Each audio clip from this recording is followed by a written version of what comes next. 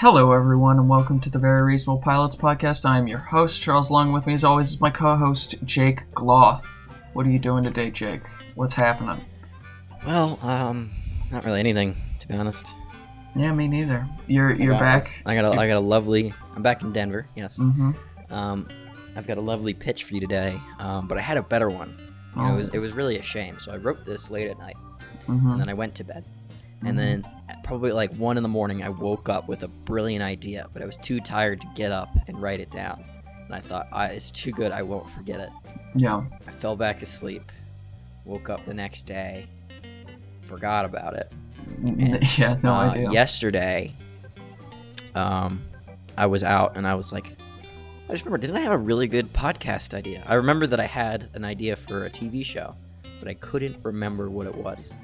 So I still don't have that. I have the one I wrote before, which is not as good as my brilliant late night idea.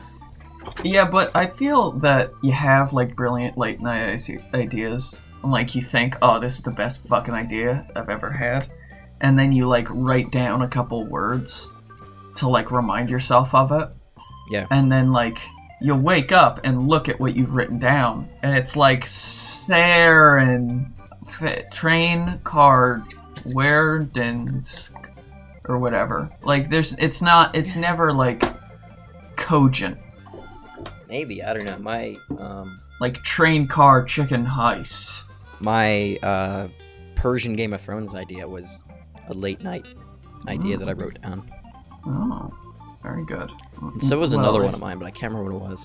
None of my late night ideas are very good, so I guess that says something more about me than it does about late night ideas. Okay. I could get rid of late night in that sentence also. Ideas. Yeah, I think my ideas they're usually not that good.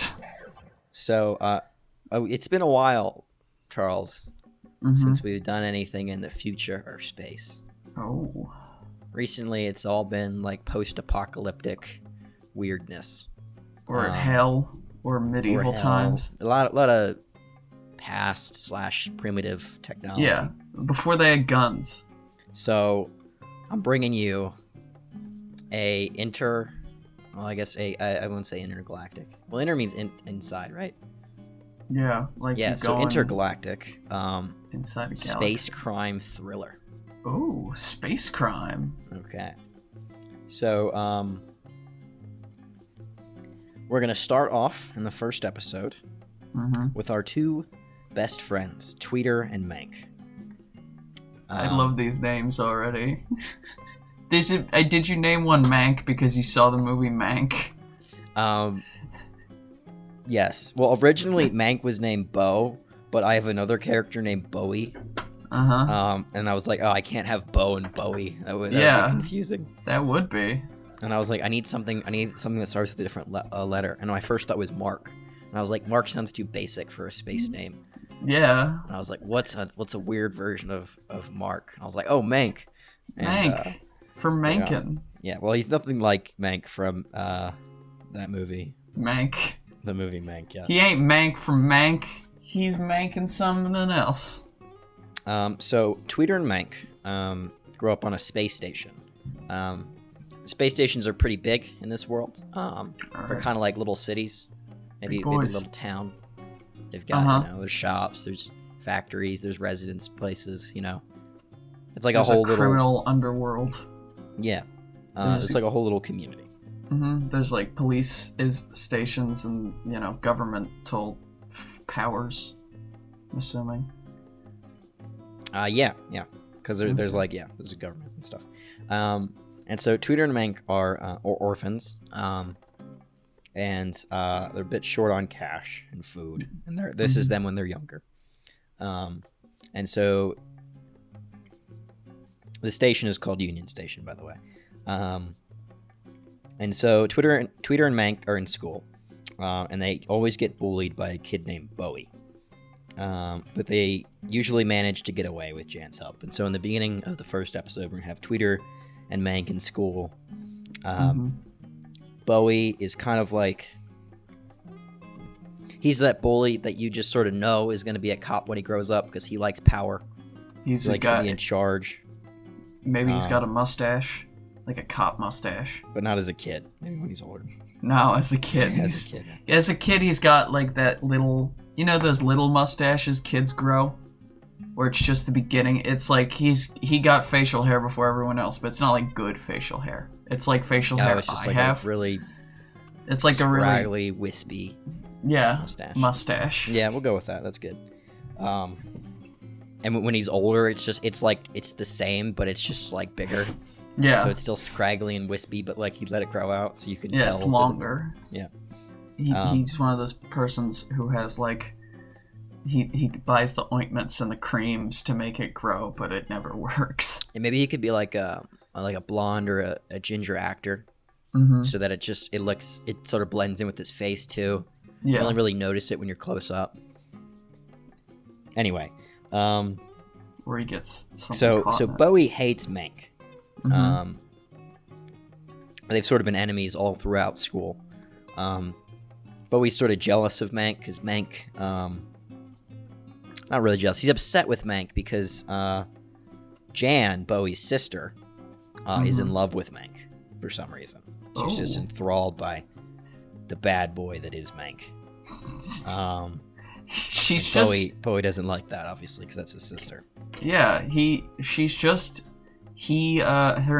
nickname for her is Rosebud. Rosebud, yes. and she just loves his fascination with someone named Charles Foster Kane. Yep, exactly. Anyway, so we're gonna start off with a scene where Tweeter and Mank are in school, just sort of hanging out, you know, best friends, doing best friend stuff. Kissing. And then they're going out of school, and they go out like a back door into an alley. And there we got the bully, Bowie, waiting for them. He's going to beat them up. But luckily, coming to the rescue is Bowie's sister, Jan, saving her love, Mank. They're like kids, though, so it's just sort of like childish. Yeah. She's just got a crush on him. Yep. So she saves them from them. I don't know if she's going to be like driving a car, maybe. I don't know how this space station will work. Maybe it's some sort of like weird electric scooter. Or a train. Or something. Like, you know, public transport that just flies about. Or maybe she's just way bigger than Bowie. That would be funny. No, if Bowie's, she's just Bowie's like... gotta be a big fat kid. Yeah, no, but like, she's like taller than him. Because that's what happens with girls when they're like younger. Like, you remember, like, elementary school, girls were taller than you. And then as you like age, it switches. So I think it'd be funny if Jan was just like bigger than Bowie and everyone else. She's just the tall girl, and then by the time she stopped growing then, and then the, you know, adult Jan is a really short person. Yeah, she just stops at like 5'6". Yeah, but she got to 5'6" in like middle school. So they're saved by Jan, whisked away to safety. Yeah. Probably hang out with Jan for a little bit. Then they're off on their own, just Tweeter and Mank again. And they're hungry. Charlie, they're hungry. They're hungry for no food. Adventure. The orphanage doesn't give them food. Maybe it does, but it's not enough food. No, I would like if the orphanage, they were like, went to the orphanage, they're like, hey, we're hungry, can we have some food? They're like, no, we give food to kids who are gonna get adopted. Here's an apple, and they throw like a rotten apple at one of their heads. And so, Charles, Tweeter and Mank make the decision that so many people make when they're hungry. They steal food, Charles. Like Aladdin. But when they come out of that store with the food in their hands, thinking they've got away, there awaits Bowie with the police. Well, what a dick. And Bowie Fucking turns them narc. in. Now, unfortunately, crimes are pretty rough in space, you know? If you're a kid and you get caught with food, maybe you'll go to juvie for a little bit. Yeah, like some draconian laws. Everything's very serious. They take every crime seriously. Instead, our lovely duo is sent to a re-education military school. For effectively the rest of their childhood and life until they reach adulthood. So we'll have a nice little montage of them in school, Doing push-ups. Where we'll see getting swirlied. We'll see Mank continue to be a mischievous person. And he'll eventually be kicked out of military school. Nice. But Tweeter, unfortunately, is not kicked out. And Tweeter ends up going to fight in one of the many wars that plague the galaxy. Mm-hmm. And so many years later, I'm just imagining the war being. I'm just imagining this war like being fought for a really stupid reason.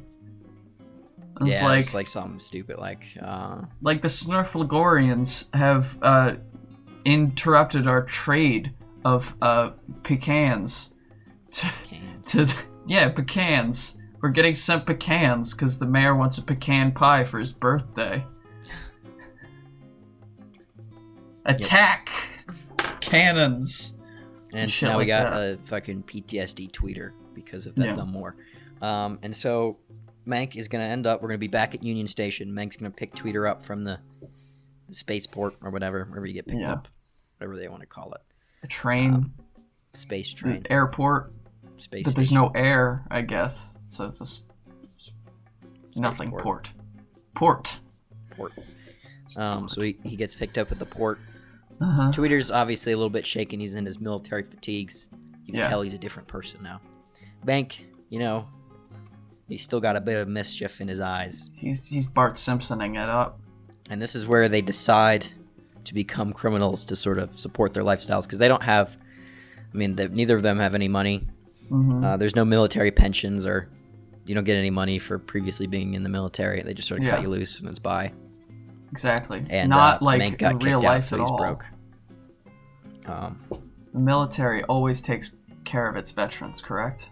The U.S. Don't military you get paid a loves little their bit or veterans. something? I'm not really sure. You can ask all those homeless veterans how much they're getting paid. Yeah, that's a good point. So we go into the interesting part of the show, which is their crime sprees. So is this sort of like I'm trying to think, what's a good Western criminal duo? Not Bonnie and Clyde, I assume. I was thinking Bonnie and Clyde, but like they're in love. So, but these are two best friends, Bonnie and Clyde, but they're two guys and they're not in love with each other.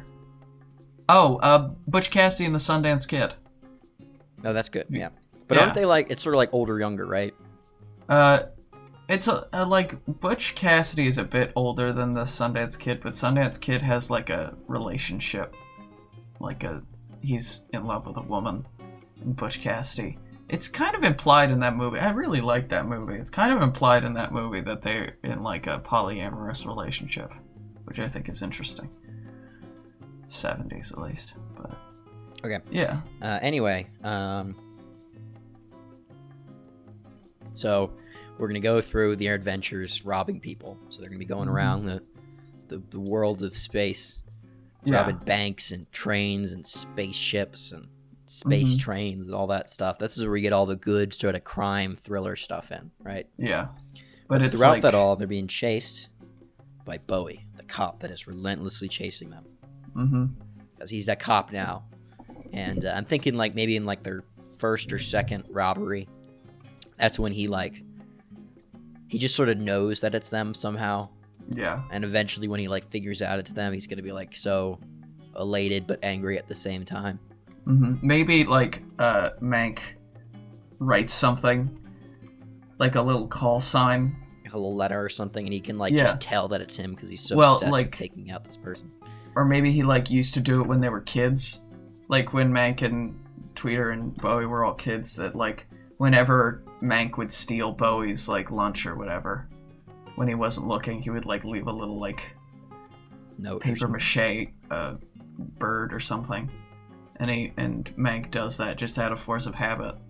And then Bowie sees that, and he's Bowie's enraged. It's I know it's them. Yeah. So the Bowie side of the story is sort of like a obsession. So it starts off as him doing his job as a police officer, but it becomes personal. It's not about him bringing them to justice. It's about justice is about him killing them. That's what he wants. Yeah. So he's just using his power now, like he did previously when he was younger, to just bully them and try to kill them. Maybe throughout the over the whole series, they spend more money trying to catch these guys than they actually end up stealing. Yeah, that would be interesting. Yeah, like throughout so the entire using crazy resources.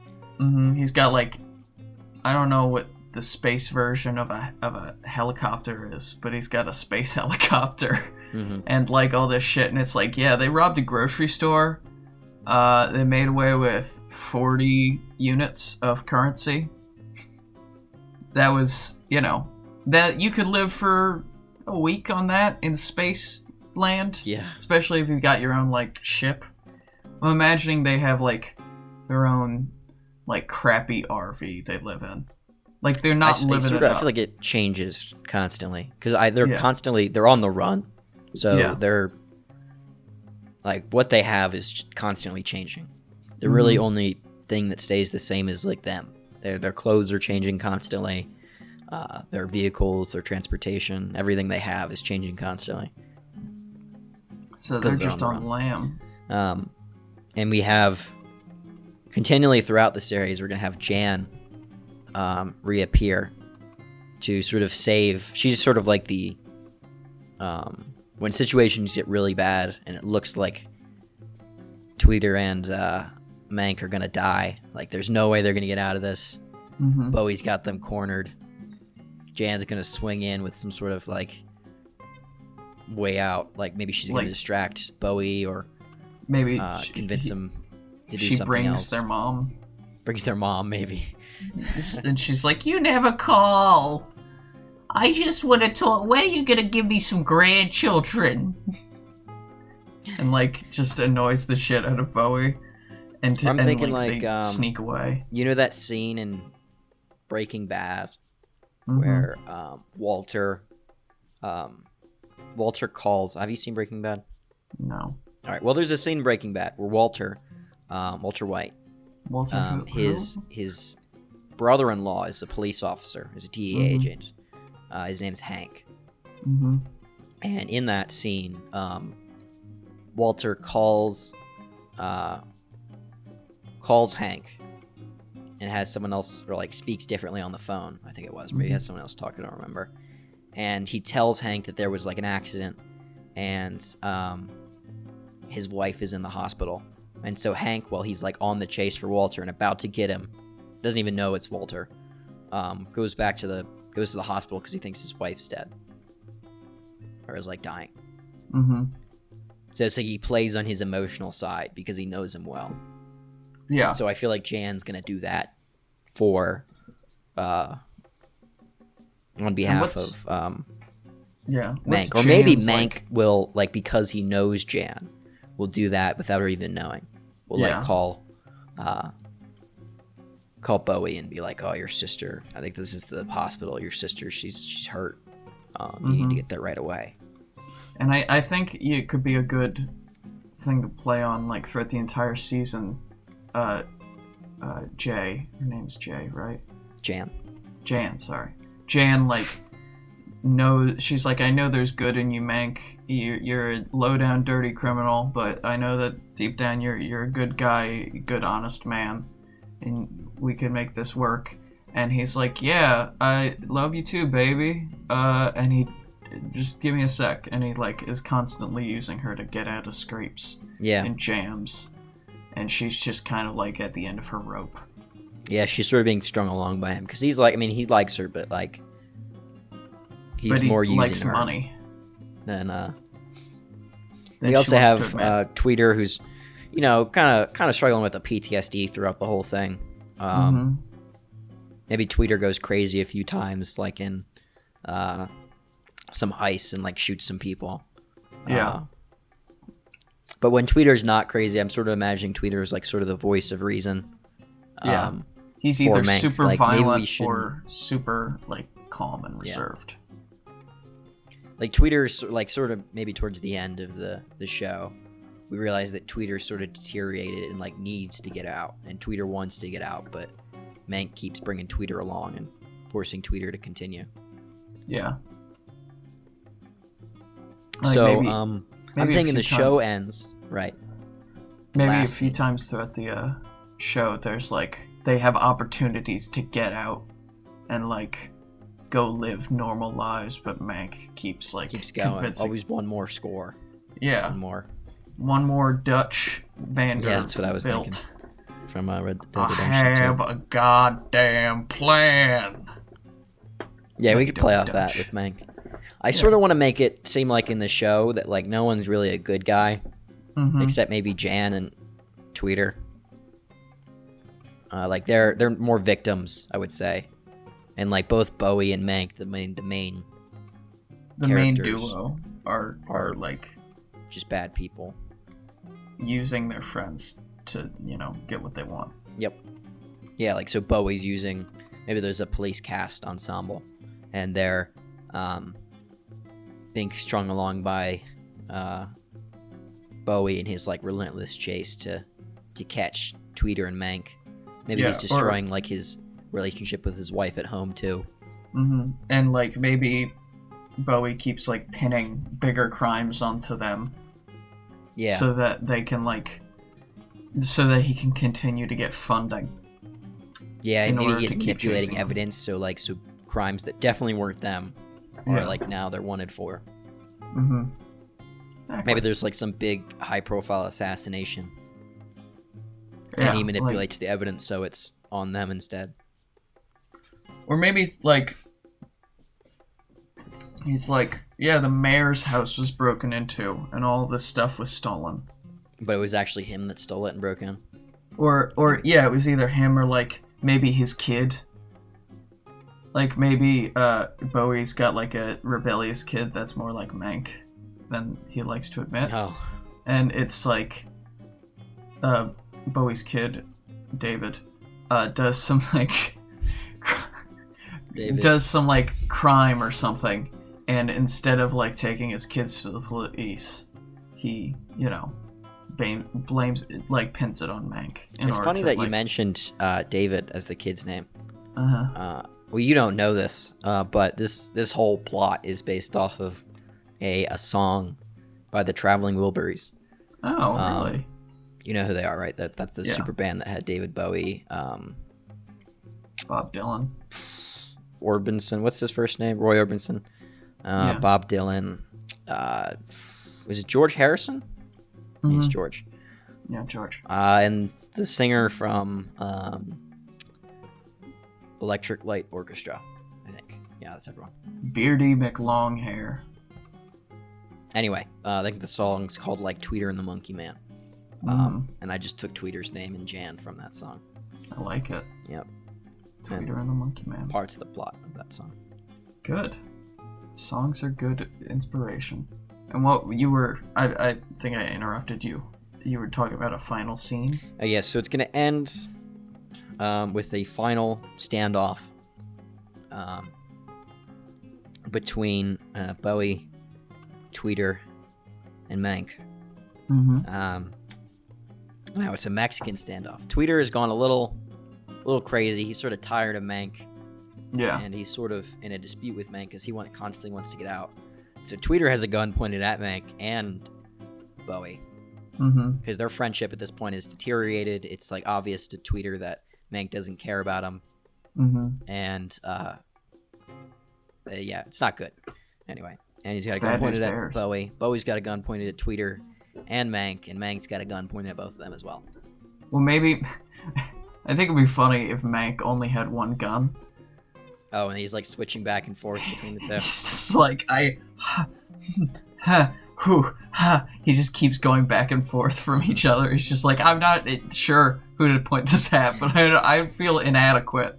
Everyone else has two guns and I only have one. Maybe he's got like one gun and like a sword. But they're all like 30 feet apart. So it's not like pointing the sword at anyone does anything. But he's just like, I feel bad that I only have one gun and you guys have two. So he's got like a big sword, like a machete pointed at Tweeter. It's like, it's not gonna do anything, but it makes me feel better. So we have the classic Mexican standoff, right? We're all talking. Tweeter's yelling at both of them, yelling at Mank mainly, probably like switching between pointing both guns at Mank and pointing one gun at both of them. Mm-hmm. We got Bowie who's screaming at both of them, telling how he's gonna like take them in and end their reign of terror or something. Yeah. And Mank who's just trying to find its way out of this situation because he doesn't want to die. He doesn't want to die, and maybe they're fighting over like a big bundle of cash, like the final. Yeah, like they have a Mexican big standoff. score at the end. Yeah, Like it's the biggest score. It's like 100,000 glurgables, and it's in like a bag that's in the middle of the three of them. yeah. I'm thinking And they they're just robbed like maybe a bank, like a really big bank on a space station, maybe like a spaceship, and they got out via like an escape pod, and they landed on a nearby planet. And I'm thinking like there was like a tussle in the space pod, the escape pod. Like they were all wrestling and fighting, and they get out of the escape pod and they're like fighting on the planet, and it ends with them with the money like nearby, the one ship being the escape pod that you could use to get out of the planet, and the three of them all with guns pointing at each other. I like it. So I'm not sure how I should go from this. So my one idea is that we'll see Bowie shoot Tweeter, and then we'll hear another gunshot, but it'll cut to black.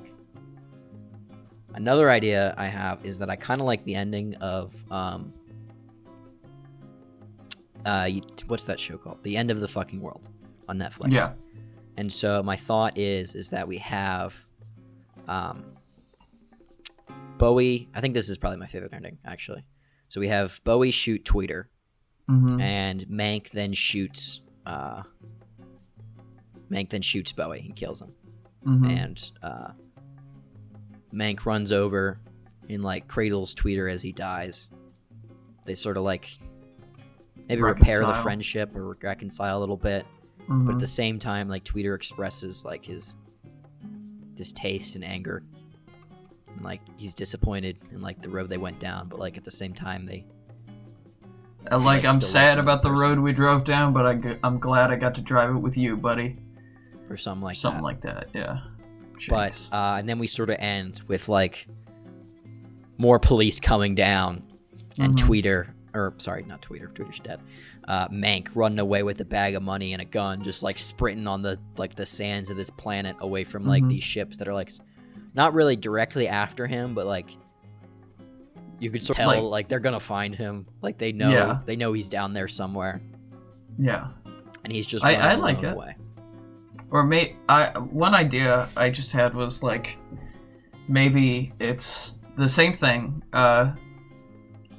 Bowie shoots at both of them, but he fires at Mank, misses, hits the escape pod, and like makes it malfunction, so it's no longer usable. So they can't get off the planet that way. Yeah. And this is like a desert planet, like it's deserted, nobody lives here or whatever. And then at the same time he fires at Tweeter, hits him, and then Mank shoots Bowie. Yeah. He dies, like shoots him straight in the heart, and he's just like, fuck you, asshole, or whatever. Or he says something more poignant than that, and goes over to his friend, they reconcile, and Mank is like, shit. It's like his hands are covered in the blood of his best friend who he caused like to get killed. Yeah. And he just like kind of sits there for a while, and then like a ship like flies overhead. Yeah. Not like landing near him, but it's like and he's like, and silently he picks up like the bag of cash, throws it over his back, holsters the gun, and just starts walking like into the desert towards where the ship flew. Yeah. And then that's just like credits roll as he walks away. That's good too. I like that. Yeah. And we play a song. Yeah, what song should we play? Sad. We play that song. Tweeter and the Monkey Man's called.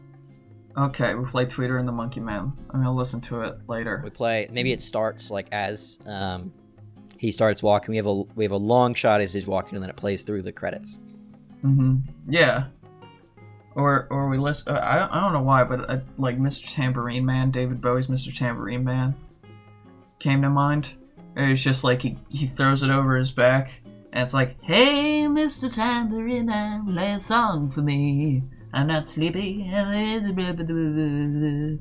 And like he starts walking, and it's like he gets farther and farther away, and credits start rolling, and the song gets like louder and louder as he like gets farther away. Damn, I really like this ending now. This is good. Yeah, we're good. We got it. I was not super confident about the show. I didn't have a lot written down, to be honest. Basically, the whole middle of the story wasn't written down. I don't know. It's just a bunch of crazy adventure, space crimes. All right. Yeah. No, I think it's interesting though. It's a good ending. Great. I love it. I like sort of tragic endings. Yeah, a downer ending is nice every once in a while. I mean, it's not nice, but it's nice to have. But then there are the downer endings where it's like, that's too big of a downer. I don't like really tragic ending would be like if everyone like died. They all shot each other. They all died, and that was the end of the thing. Yeah. Or maybe if they all died, and at the same time, like Mank was like a good person the whole time, and Tweeter was a good person. Yeah. Like they were just robbing. Maybe they all died, and Jan gets the money. Yeah, and then Jan like kills herself or something. That would be a tragic ending. Now that would be like it's the saddest ending for no reason. Yeah, that would be just ridiculous. I like this though because it's like it's sad because Tweeter's dead. Tweeter dies. Tweeter's dead. But it's sort of like, you know, you sort of realize that maybe like they kind of deserve that to happen because they were bad people. Like Bowie deserved to die because he was a bad person. Tweeter was a criminal, but like Tweeter was also sort of like, you know, sort of reasonable. Maybe Tweeter isn't crazy. Maybe the PTSD doesn't cause Tweeter to go crazy during robberies because like sort of want Tweeter to be a character that's the audience like kind of roots for and wants to get out. Yeah, but doesn't. I think maybe the PTSD is just slowly eating away at him. Like throughout the entire season, he like starts, and he gets off the boat, and he's at like the space boat. Yeah. He gets off, and he's like, "I'm good." He's not like the exact same, but he's not like showing any outward signs of being like mentally disturbed and stuff like that. And throughout the season, it like becomes more and more obvious that the wars had like a really devastating effect on him. Yeah, it's not like he's killing people randomly. It's more of like his just mental state just deteriorates over time. Yeah, it's obvious that he needs help. But nobody gets help in this sad, fucked up world of ours. Mm-hmm. Yeah, so the ending is sort of just like you're sad that Tweeter's dead because Tweeter was like the one good person. Yeah, and but maybe Mank's gonna turn around because Tweeter's dead. Don't know. Maybe he's gonna call up Jan. Who knows? Maybe, or like sort of leaves it open. So maybe it's the good ending, where he calls up Jan. They live happy for the rest of their lives.